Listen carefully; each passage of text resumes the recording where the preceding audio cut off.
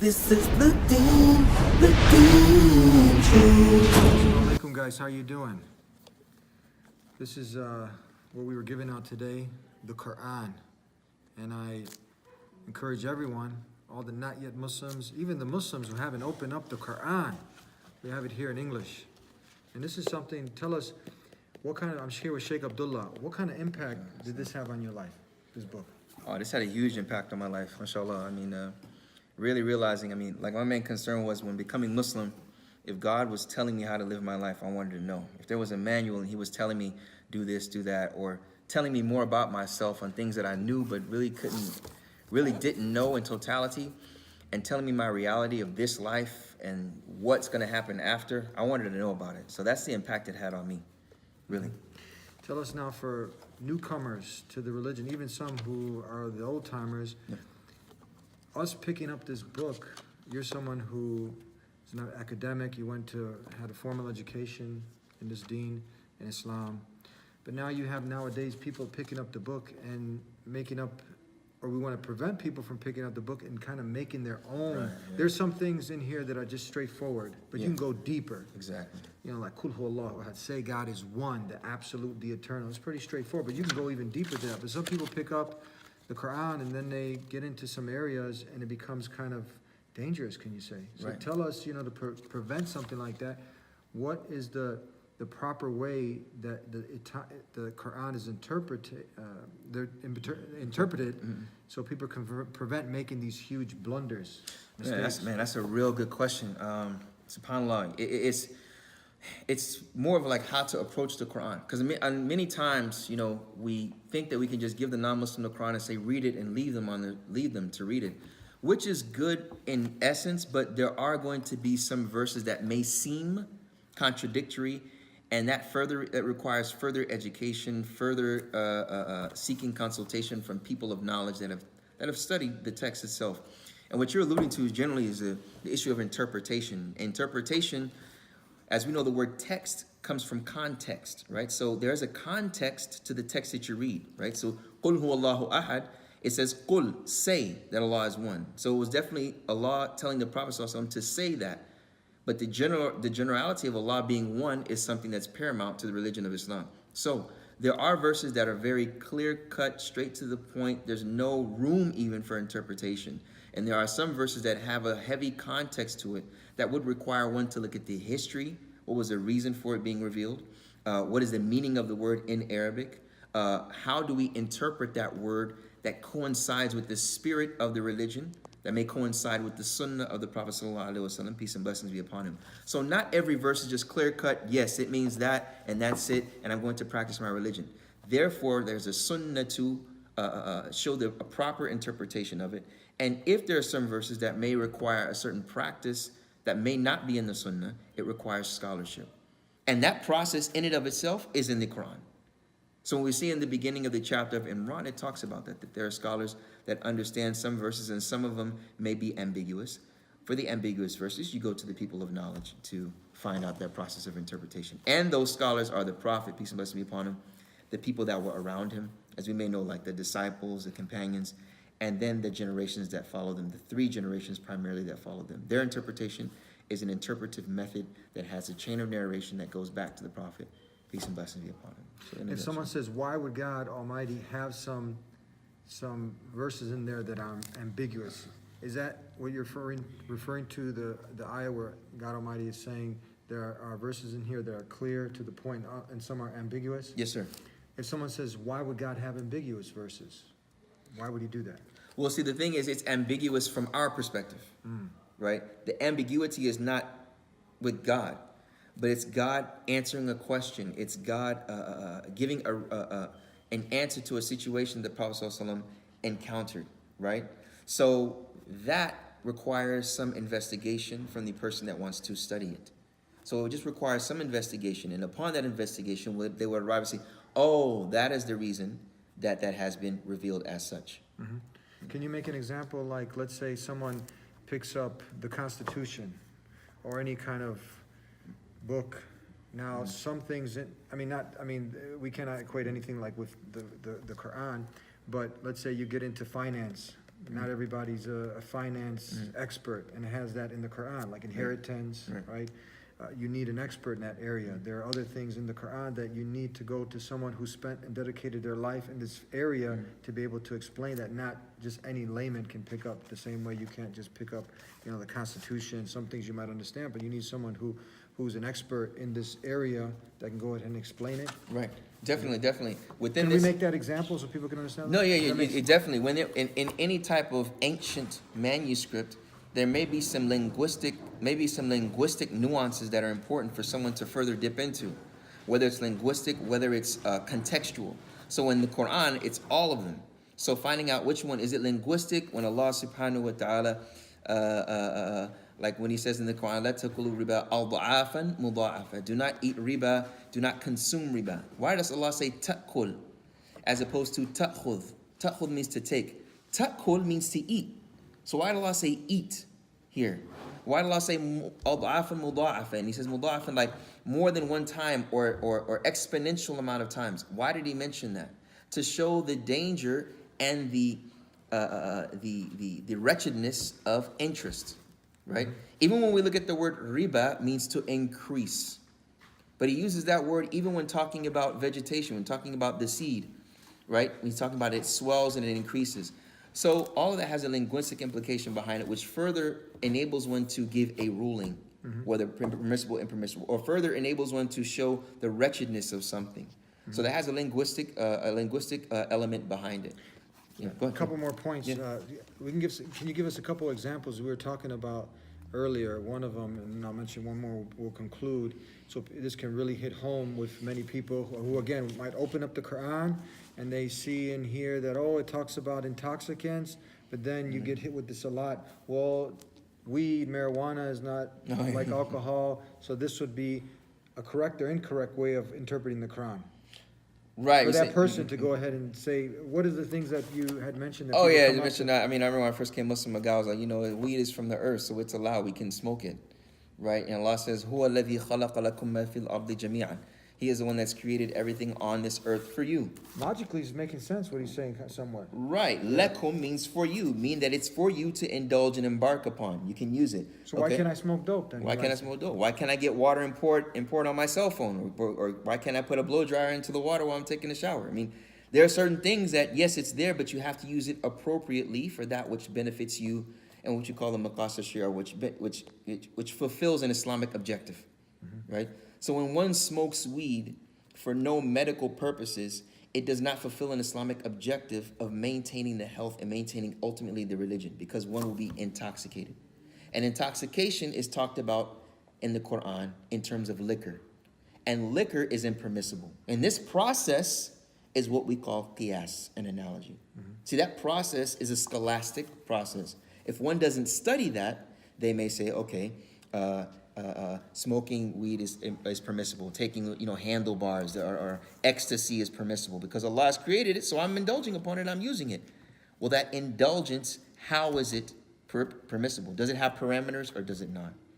So that's where this comes into play, of looking into this text and seeing how we properly apply those verses, those possibly ambiguous verses. And another thing, something may be ambiguous to you, but not ambiguous to me. Why is it not ambiguous to me anymore? Because I've studied it.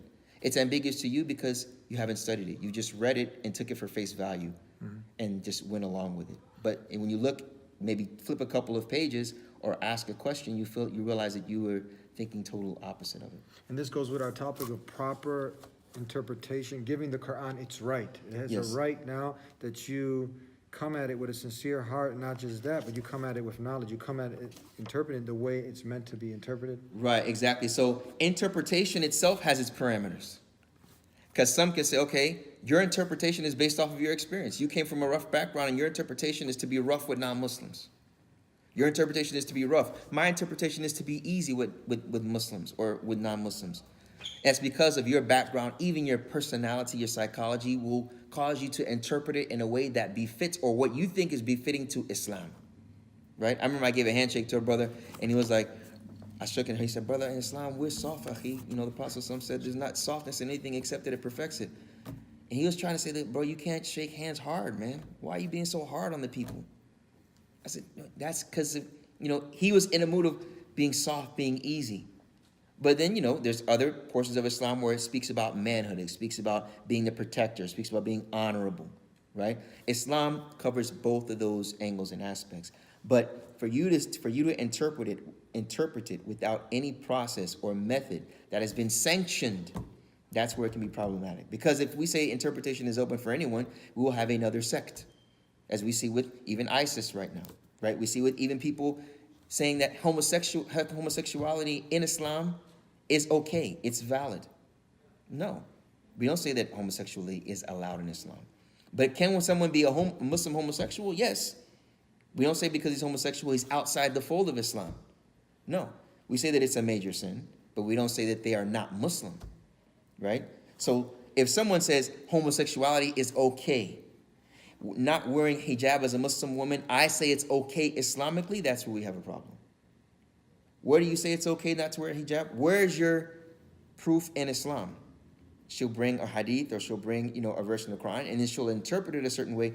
That's where we really look at, okay, your method of interpretation, is it something that is sanctioned? Like I mentioned before, this may be quite controversial, but Allah mentions in the Quran, when he talks about the Prophet he talked about marriage. He said, فَانْكِحُوا مَا طَابَ لَكُم مِّنَ النِّسَاءِ مَثْنَى وَثُلَاثَ وَرُبَاعَ فَإِن لَمْ تَعْدِلُوا فَوَاحِدَةً أَوْ مَا مَلَكَتْ أَيْمَانُكُم. Allah subhanahu wa ta'ala talks about marry from women 2, 3, or 4. How many does it add up to be? 9. Should get it? 9. So someone may say, well, we can marry 9 in Islam. The Prophet ﷺ had 9 during his lifetime, right? So we can marry 9, and we're supposed to follow the Sunnah. Where did you get that? Yeah, open the Quran. Allah says it very clearly. Mathna wa thulatha wa ruba. Wa means and. It can mean and, or it can mean or it can mean other than. If you don't study the method of interpretation, you may come out and say it's okay to marry 9. But when we look in the Sunnah of the Prophet ﷺ, that's not the case.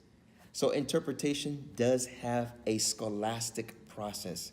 If one does not understand that scholastic process, they will use their intellect to interpret authoritative text. And that's where a lot of problems have arisen in Islam.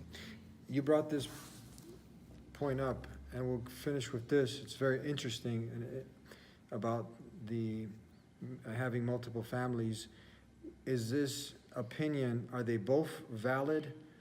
Is this where you have the example of the interpretation being something that both are within the realm of proper interpretation, where one is saying that the preferable is that you have up to, not one, but more than 1, 2, 3, or 4, that you have more families.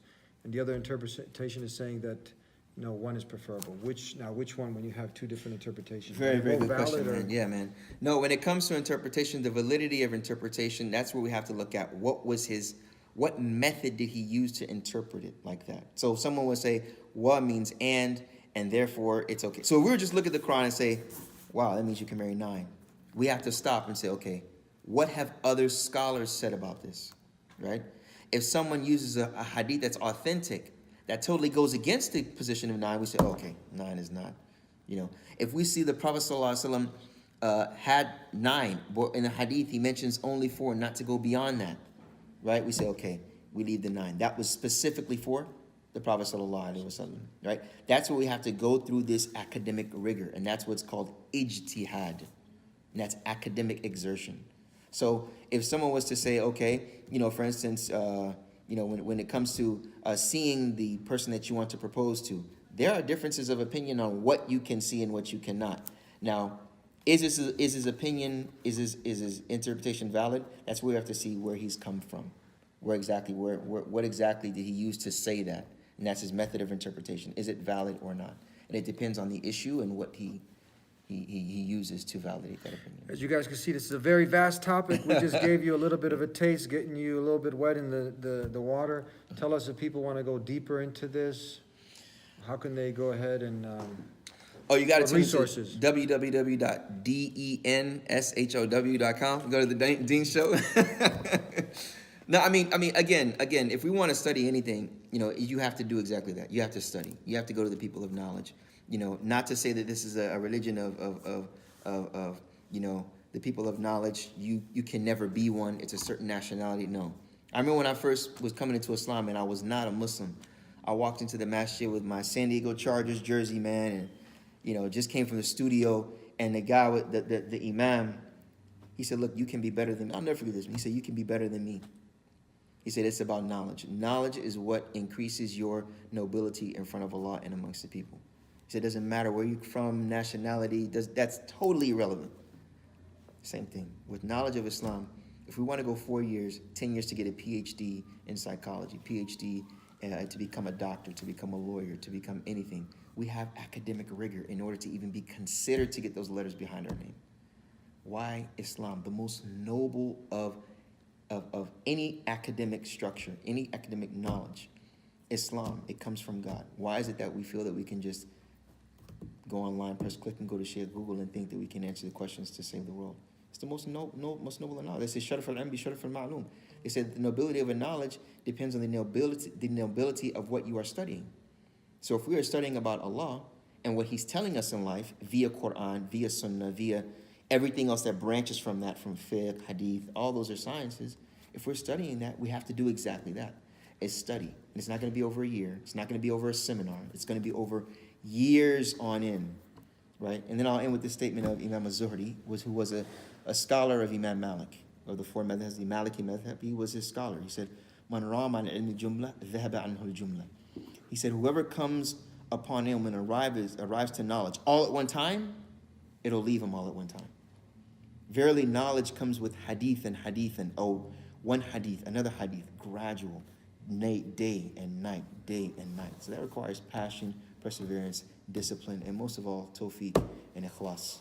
You have a website for new Muslims? They can Yeah, it's a get website. The basics of Islam? Yeah, alhamdulillah. It's called New Knew, letter U, www.knew.org.